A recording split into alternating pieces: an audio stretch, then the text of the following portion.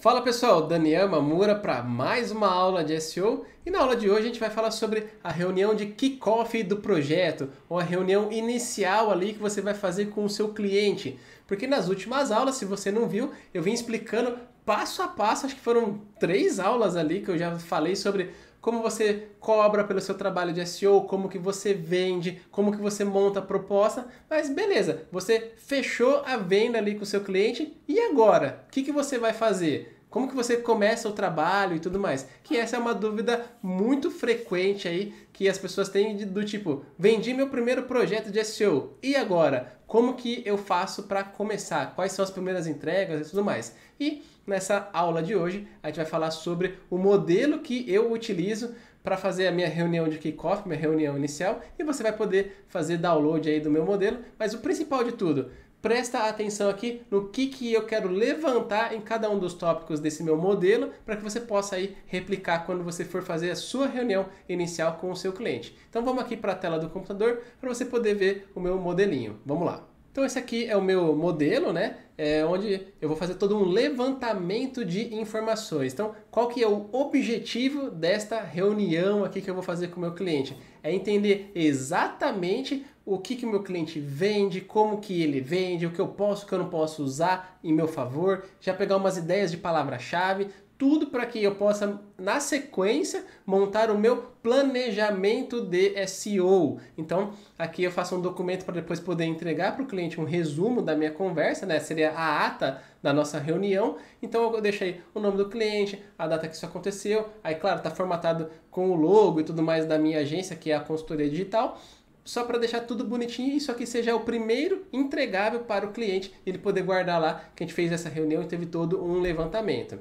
Aí, como não sou só eu que faço o trabalho aí, né, de SEO na minha agência, tem um time todo, cada analista ele já coloca o nome para a gente saber quem fez essa reunião inicial. E se lá para frente mudou o projeto de analista, trocou de mão e tudo mais, a gente consegue saber quem fez a primeira reunião e fez todo esse levantamento, caso precise tirar alguma dúvida, enfim. Aí depois, primeiro, a gente sempre pede um resumo da empresa. O que a empresa faz, quando ela surgiu, por que ela está procurando SEO, quais são os desafios, tudo com as palavras do próprio cliente. Por quê? Durante a negociação, se você está pensando no modelo de agência, né? Tem o quê? Uma pessoa que vende, aí ela entende os problemas do cliente, aí ela fecha o contrato, tudo mais, e aí, de repente passa a bola para o analista. E claro, tem um alinhamento antes entre o vendedor e o analista, porém esse alinhamento ele nunca vai ser tão rico quanto o próprio cliente falando com as próprias palavras o que a empresa faz, os diferenciais e tudo mais. Então, no primeiro bloco, aquele até maior, é para a gente ouvir da própria boca do cliente o que ele considera ali como sendo um resumo do negócio dele. E aí você vai anotar tudo aqui que for pertinente para o trabalho de marketing digital ou do que a gente está falando aqui, o trabalho de SEO especificamente. E por que eu faço esse bendito desse levantamento? Não saio só pegando umas palavras-chave e vou fazer o site posicionar. Porque eu entendendo como o meu cliente funciona, como que ele trabalha, a história dele e tudo mais, eu vou começar a virar um expert ali no negócio dele também e vou poder utilizar isso nas minhas estratégias de SEO, que no primeiro momento parece que é só posicionar palavras-chave, mas se você consegue entender como fazer o seu cliente ganhar mais dinheiro com as visitas que você atrai, você vai poder pensar em melhores long tails, quais são as head tails que vale a pena você investir, quais são os diferenciais que você deve dar destaque, quais você não deve dar destaque, dúvidas frequentes dos clientes, entender o desafio que o cliente está passando agora, tudo isso você vai pegar aqui desse resumo da empresa que o seu cliente vai te passar, isso vai te ajudar bastante. Então, não pense só nas palavras-chave, entenda verdadeiramente como fazer o seu cliente ganhar dinheiro, que ele ganhando dinheiro com o seu trabalho, acredite, ele nunca vai querer cancelar com você.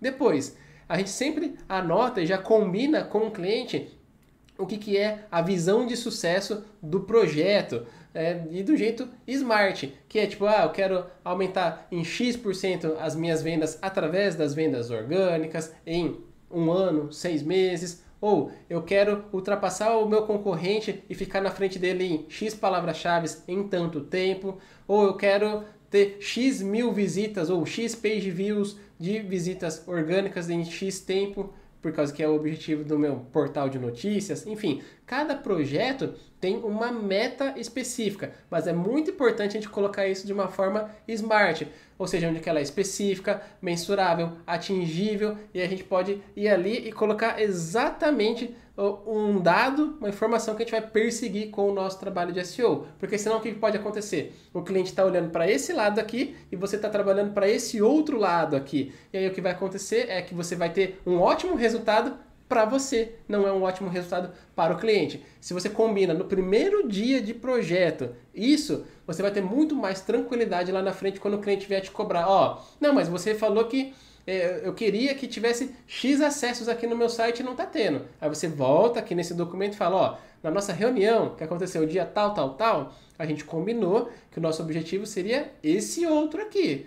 Não bateu o tempo que a gente combinou e muito menos era isso que você tinha combinado comigo. Então, a gente está certo segundo o nosso planejamento. Se o cliente mudou de ideia, aí você reavalia o cronograma, reavalia o planejamento, vai ter novos prazos e você alinha ali, realinha o projeto, né, nesse momento. Mas, no começo de tudo ali, você vai pegar e alinhar com ele uma meta smart para vocês andarem e olharem para a mesma direção. Depois, eu sempre peço para o cliente citar algumas ideias de palavra-chave. Afinal, eu posso estar com várias ideias aqui na minha cabeça, mas nenhuma delas é o que o cliente está esperando. Então, é muito importante você pedir para ele citar algumas palavras. Não é porque ele citou essas palavras que você vai trabalhar. É só para você ter um pontapé inicial do que o cliente visa como sendo as principais palavras que ele precisa aparecer lá no Google quando alguém pesquisar. Porque, imagina, o cliente fala assim, ele tem um negócio que vende carros online lá, ele tem um portal de carros. Aí ele chega para você, eu quero ficar em primeiro lugar para carros, hein? Aí você já vê que tem um descolamento da expectativa muito alto. Por quê? A palavra carros é genérica, não gera negócios, mas na cabeça do cliente é essa a palavra que ele quer ficar em primeiro lugar. E você precisa alinhar com ele já que, carro não faz sentido. Que tal anúncios de carros usados, anúncios de veículos usados, ou até mesmo carros usados. Carros usados é mais específico do que carros. Carros pode ser uma imagem de carros, o filme do carros, pode ser várias coisas. Então a gente precisa entender e alinhar junto com o cliente pontos mais específicos para você conseguir ali, né, avançar num direcionamento da sua pesquisa de palavras-chave. Vou até dar um exemplo dessa semana aqui mesmo. A gente estava fazendo uma reunião com o cliente e ele falou a palavra-chave botânica. Só que se eu jogo botânica no Google, eu vou achar livros de botânica, artigos e um monte de coisa. Mas não tem nada a ver disso. Ele trabalha com paisagismo, mas dentro do universo dele a botânica está presente. E aí foi ali que eu já alinhei com esse cliente que a gente precisaria ser um pouquinho mais específico, porque afinal de contas a gente não está vendendo nenhum livro de botânica. A gente está ali fazendo um trabalho para um escritório de paisagismo. Então a gente precisa ter muito alinhamento desde o princípio, porque o alinhamento das expectativas vai evitar um cancelamento no futuro. Depois, a gente sempre pergunta alguns concorrentes que são na visão do cliente. Por quê? A gente vai pegar e entender por que ele enxerga aquela empresa ou aquele site como concorrente. Alguma coisa incomoda ele. Pode ser um posicionamento no Google para uma palavra-chave, como pode ser também porque eles estão roubando clientes porque é uma solução similar, ou é igual mesmo, mas eles vendem de uma forma diferente e você já fica ali antenado que aquele cara ali incomoda o meu cliente, eu preciso estudar ele. Porque se eu deixar lá, só vou pegar os concorrentes que eu ver no Google. Se ele não está no Google, não interessa. Isso pode ser um risco também aí para o seu projeto de SEO. Porque por mais que esse concorrente que o seu cliente citar, ele não está bem posicionado no Google, não está lá no top 3 do Google, ele continua incomodando o seu cliente. E você precisa ficar atento como que você pode acabar com esse incômodo e mostrar que vocês superaram esse concorrente, mesmo que ele não esteja no top do Google, mas o site do seu cliente está tão otimizado quanto, está bem bonito, está rápido, porque às vezes o problema é, o visual do site do meu concorrente dá de 10-0 no meu. Você, mesmo sendo um trabalho de SEO, você pode melhorar a usabilidade para aumentar a taxa de conversão. E dentro disso você pode trabalhar um pouco do layout. Eu, pelo menos, trabalho dessa forma. Se precisa mudar um pouco do layout do site, eu vou sugerir para trocar o layout. Por quê? Melhorando o layout, a usabilidade, melhora a taxa de conversão e os acessos orgânicos que eu trouxer do Google vão comprar mais. E eles comprando mais, o meu cliente fica mais feliz e não cancela comigo. Essa é a lógica que eu tenho para tudo. Então, fica ligado nesses concorrentes que o seu cliente vai te citar.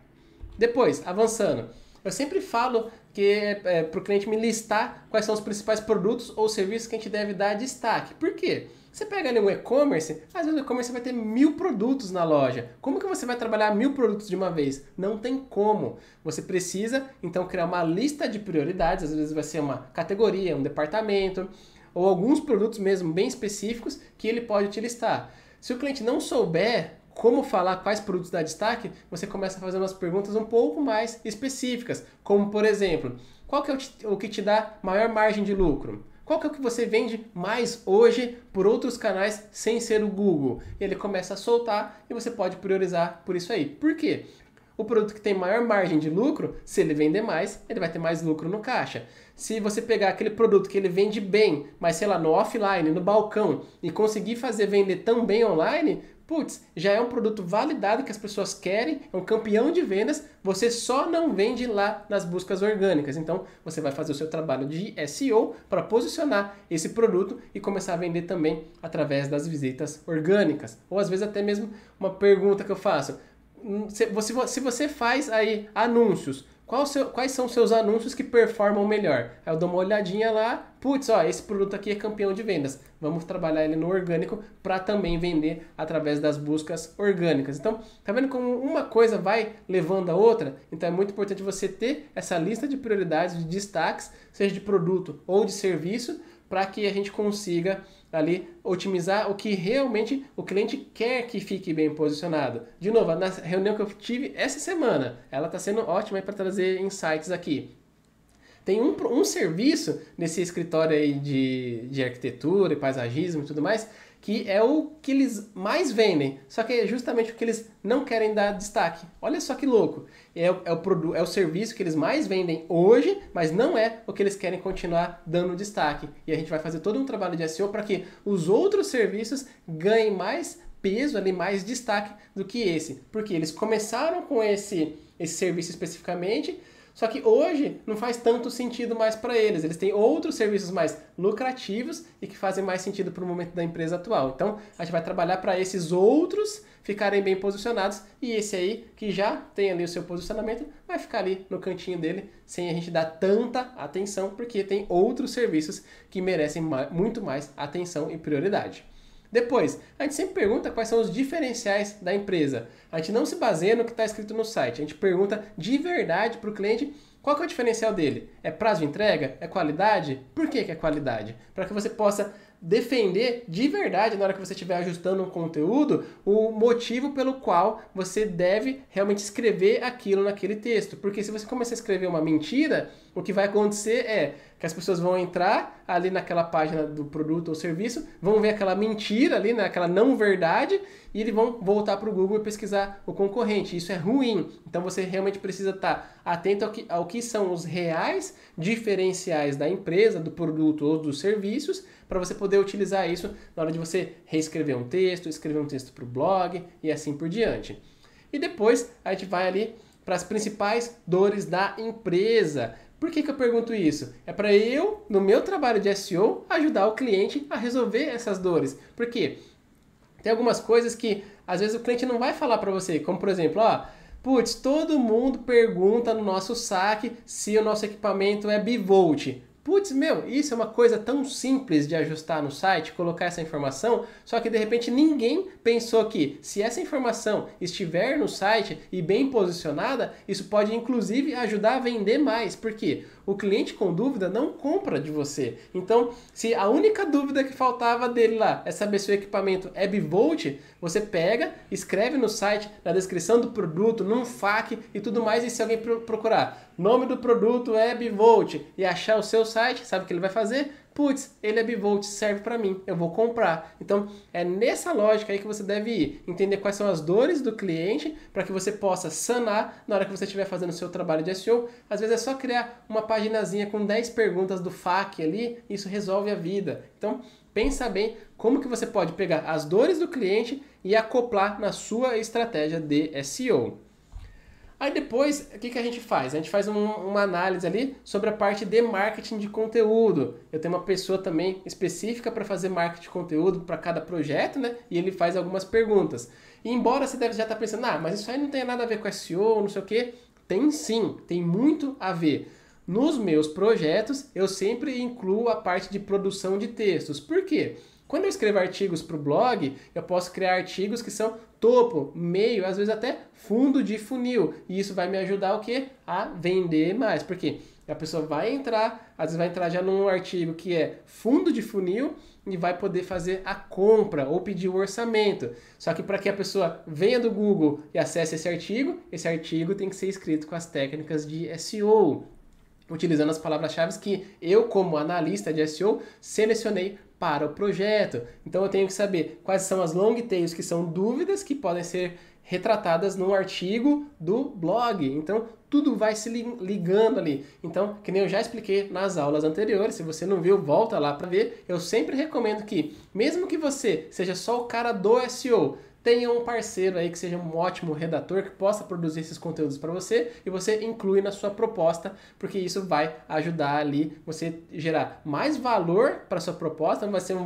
montante maior para você receber, então pode ter mais lucro envolvido e também você consegue ali ter mais long tails sendo criadas aí para você. Aí o que eu pergunto depois, né, que eu expliquei para o cliente qual que é a função ali do marketing de conteúdo e tudo mais.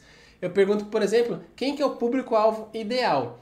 Eu sei que a maioria dos clientes não tem uma persona, ou um avatar, ou chame como você decidir aí essa questão do público-alvo, ICP. Às vezes o cliente não tem nada disso. Então, você vai começar, a partir dessa conversa, a modelar quem que é essa pessoa que os seus conteúdos e também as suas páginas lá de serviço e tudo mais precisam ser escritas. Será que é para uma pessoa mais técnica? É para um leigo? Como que deve ser o linguajar? Tudo isso a gente vai entender aqui nesse questionamento. Aí o que eu pergunto? Qual que é a idade das pessoas que compram hoje de você? Qual que é o cargo delas? É de um setor de compras? É a mãe? É o pai? É o filho? É o adolescente? Quem que compra de você?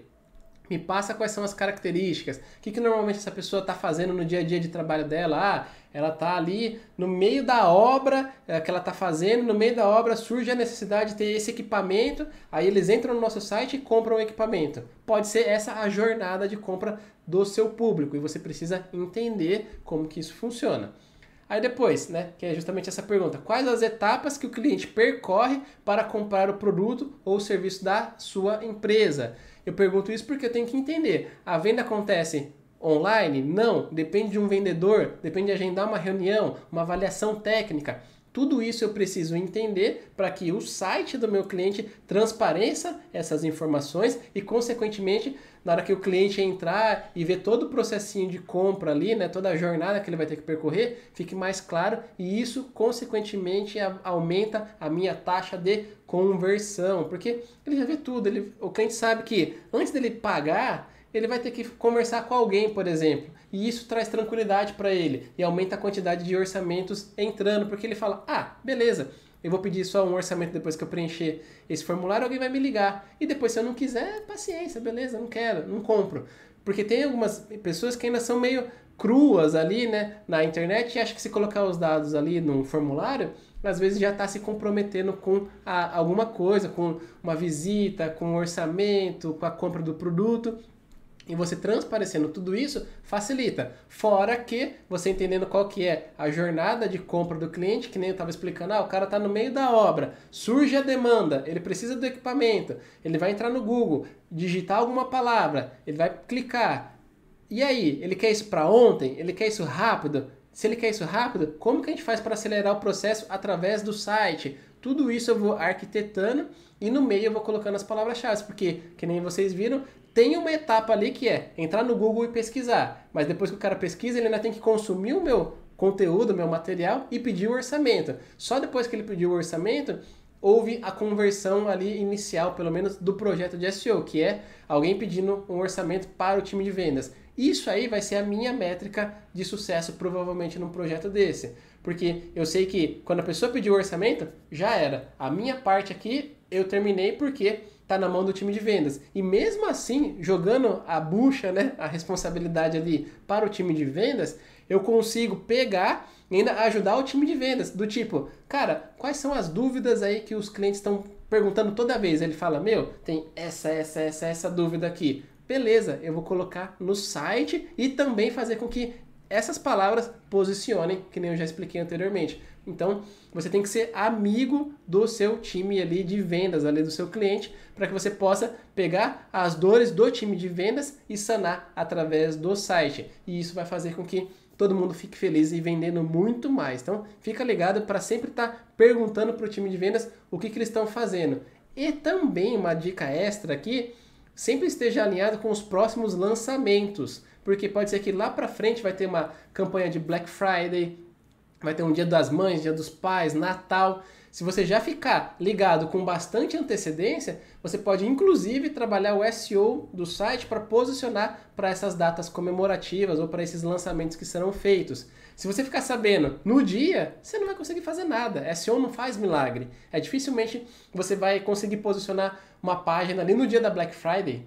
Se você criou ela agora e vai posicionar, você precisa meses antes já estar arquitetando algumas coisas ali para que no dia da Black Friday a página já esteja bem posicionada. Então fica ligado, seja brother, vai tomar uma cerveja ali com o pessoal de vendas, tomar um refrigerante, que eu tenho certeza que vai ajudar bastante aí no trabalho de SEO. Depois, eu sempre pergunto qual que é o tom de voz ou a linguagem que a marca usa para saber se é informal, mais descolado, se é formal, se é técnico. Tudo isso para que, na hora que a gente for produzir o texto, adaptar um texto do serviço ou do produto, a gente não erre na linguagem, porque, óbvio, se você errar, o cliente vai ficar bravo com você, vai pedir para refazer, refação custa hora e você vende horas. Um consultor de SEO, um analista de SEO, vende horas. Se você está refazendo o trabalho, você está perdendo dinheiro. Então, fica ligado para não errar no tom de voz. E mesmo que você está terceirizando isso aí para um redator que é seu parceiro de negócio ali, trabalha com você, é importante você passar esse tom de voz, senão ele vai estar perdendo horas ali e isso é prejudicial para o negócio como um todo. E depois, eu sempre também pergunto as principais dores do público-alvo, que é meio essa pesquisa que a gente faz ali, né, com o pessoal de vendas, por exemplo. Mas você pode fazer isso também com o pessoal do saque, pessoal de atendimento. Várias pessoas na empresa podem te ajudar a elencar quais são essas dores aí que você precisa resolver para ajudar os clientes e, consequentemente, incluir tudo isso no seu planejamento de SEO/conteúdo. Depois, o que eu pergunto? O que nós podemos e devemos dar destaque?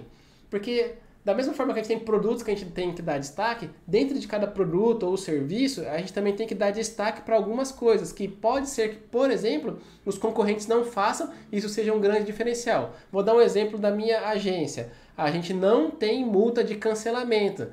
Várias outras agências têm multa de cancelamento, a minha não tem. Isso é mais um ponto positivo ali que durante o meu processo de vendas faz total sentido eu falar para o meu cliente. E ele entra muito mais fácil para dentro da minha agência porque ele não tem medo de nenhuma multa exorbitante, como eu já vi vários clientes que se lascaram porque tinha uma bendita de uma multa lá que se ele cancelasse não fazia sentido nenhum. Você ia pagar o dobro do que se você continuasse com a agência. E eu não pratico esse tipo de, vamos dizer, sacanagem ali por causa de um contrato e para o cliente isso é excelente. Então, é um diferencial que vale a pena dar destaque no meu site e no meu discurso de vendas. E, consequentemente, você tem que fazer essa pergunta para o seu cliente para que você possa destacar essas coisas no conteúdo e isso vai aumentar a sua taxa de conversão.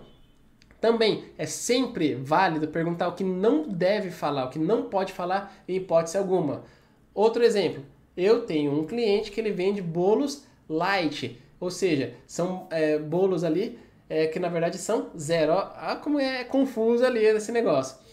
É um produto que ele é zero açúcar. Zero açúcar. Tanto ele teve que mudar. O produto se chamava light e eles mudaram para zero. Por que teve que ter essa mudança na própria nomenclatura do nome do produto? Por causa que um produto que é light, você tende a entender que é um produto que não engorda. Mas como é um bolo tem todas as calorias lá que a pessoa pode engordar sim, então não pode chamar de light. A gente chama de zero porque é zero açúcar. Então, uma pessoa que, por exemplo, tem diabetes, claro, dependendo ali da condição da pessoa, tem que consultar o médico, eu não sou médico, mas um diabético eventualmente pode comer aquele bolo porque ele é zero açúcar, mas ele tem caloria como qualquer outro bolo, ele só não tem açúcar. Então, essa linha fina entre o light e o zero, a gente precisou entender muito bem com o cliente para não errar, porque se a gente escrevesse que o produto era light ou que não engordava, ou engordava menos que seja, a gente estaria comendo uma bola fora ali, ó, enorme. Então, a gente entendeu com o cliente que é zero, o diabético pode consumir, mas engorda como qualquer outro produto. Então, eu não posso falar que é um produto para dieta, por exemplo, só porque é zero açúcar, porque ele engorda como qualquer outro bolo que você fizer na sua casa, mesmo sem açúcar. Então, entenda o que não pode falar para você não cometer essa gafe e nem usar essa palavra-chave aí dentro aí do que você vai pesquisar. Que aí, abrindo os bastidores, a pior coisa é você fazer uma lista de palavras-chave, mostrar para o cliente e ele falar: meu, você não entende do meu negócio, isso aqui não faz parte do meu universo, tá errado, tecnicamente isso não pode. Então, para você não cair nesse erro que eu já caí no passado, estou te dando a dica: pesquisa o que não pode falar junto com o seu cliente aí nessa reunião inicial. Ele vai te falar: ó, não fala que o meu produto emagrece, porque é mentira. Então você nunca vai pegar lá bolo que emagrece para ser a palavra-chave, mesmo que tenha 1 milhão de buscas. Então, fica ligado que isso aí é dica que vale ouro. Você vai evitar muito estresse com o seu cliente. Depois, principais concorrentes de conteúdo. Uma coisa são os concorrentes que disputam com a gente ali o serviço. Quando a gente está falando de conteúdo topo, meio e fundo de funil, podem ser outros concorrentes. Sites que eles admiram, que eles acham que são uma referência. Tudo isso a gente vale perguntar para o cliente ali, para que ele possa falar para a gente que, ó, esse cara aqui, eu admiro o conteúdo dele. Eu tenho uma cachorrinha, estou gravando de casa, desculpa aí. A gente tem ali esse cara aqui como referência de conteúdo, nós mesmos acessamos o site dele para ver o conteúdo e tudo mais, então a gente tem que ficar atento e pegar essas referências, porque se o próprio cliente gosta do conteúdo desse concorrente ali que a gente está colocando, vale a pena você dar uma olhada e poder absorver o máximo de ideias, estilos para dentro da sua comunicação, ver se isso faz sentido para a estratégia de SEO, e aí você vai ter um texto que agrada o seu cliente e consequentemente posiciona no Google. Então isso faz total sentido aí para você fazer na sua reunião inicial, fazer esse levantamento dos principais concorrentes de conteúdo. Aí depois dessa reunião, o que eu faço também? Eu já listo com o meu cliente quais são os acessos e as ferramentas que a gente vai precisar configurar, trabalhar e tudo mais. Por exemplo, se o cliente, sei lá, usa WordPress, Magento, eu já pego nessa reunião para eu saber, a gente vai trabalhar com Magento ou com WordPress para eu saber o acesso, porque isso aqui a gente já valida lá na etapa de orçamento, que, por exemplo, na minha equipe, a gente trabalha muito com PHP. Se chegar algum site que é Ruby on Rails ou qualquer outra linguagem, eu não tenho time para trabalhar e fazer as implementações de SEO. Então, eu já, no momento ali da minha validação no processo comercial, eu já tenho isso. Mas chegando nessa reunião, o que eu preciso levantar? Qual que é o acesso? Qual que é o usuário e a senha que nós vamos ter acesso? E aí, se não tiver um acesso que é, vamos dizer, do time de marketing, a gente vai pedir para que seja criado um acesso exclusivo para nós. E até recomendo, porque se é WordPress, tudo mais fica gravado quem que fez, tem um histórico. Se der qualquer BO que outra pessoa acessou lá e apagou alguma coisa, você tá safo, porque, né, pô, não fui eu, foi o fulano de tal, tá aqui no histórico, ele que apagou a página, não fui eu. Então, é legal você ter um acesso que é seu e ninguém mais tem acesso. Depois que você pegar esse acesso, troca sempre uma senha que só você sabe. Além da gente pegar acesso de Google Analytics, Google Search Console, se o meu time de programação, né, de dev, de front-end, enfim, for fazer as implementações, eu já pego o acesso de cPanel, FTP, e aí aqui tem algumas outras coisas, como eu vendo às vezes um projeto mais completo, acesso do Google AdWords, Facebook e Instagram também eu peço quando o meu projeto ele é mais abrangente, mas falando só de SEO, pararia ali no FTP. Então, essas aqui são as dicas que eu tenho para você fazer na sua reunião inicial, no kickoff. Levanta tudo isso aqui para que você tenha o máximo de informações possíveis para conseguir fazer o seu planejamento de SEO, e a gente vai aí depois ter uma aula só sobre como você vai montar o seu planejamento para esse cliente aí, tudo bonitinho, para você mostrar para ele que você tem um direcionamento, entendeu do negócio dele, e agora é mão na massa e vai aplicar todas as técnicas lá de on-page e tudo mais que a gente falou lá nas primeiras aulas aqui do canal, que se você não viu, volta lá para ver que deu trabalho gravar, e recomendo que você vai aprender muita coisa aí.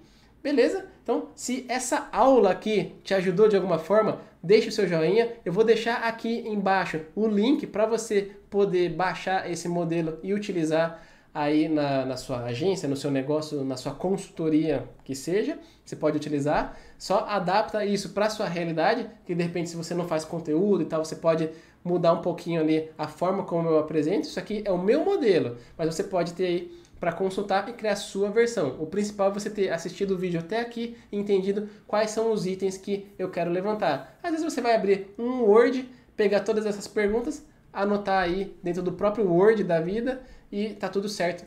O principal não é o PPT aqui, o principal é você ter essas informações e entender como utilizá-las no seu projeto. Espero que essa aula tenha te ajudado, deixa aí o seu joinha. Se você não é inscrito no canal, se inscreva, ative o sininho aí para receber todas as notificações das próximas aulas aqui do nosso canal. E eu te vejo num próximo vídeo que está aparecendo aí na tela agora.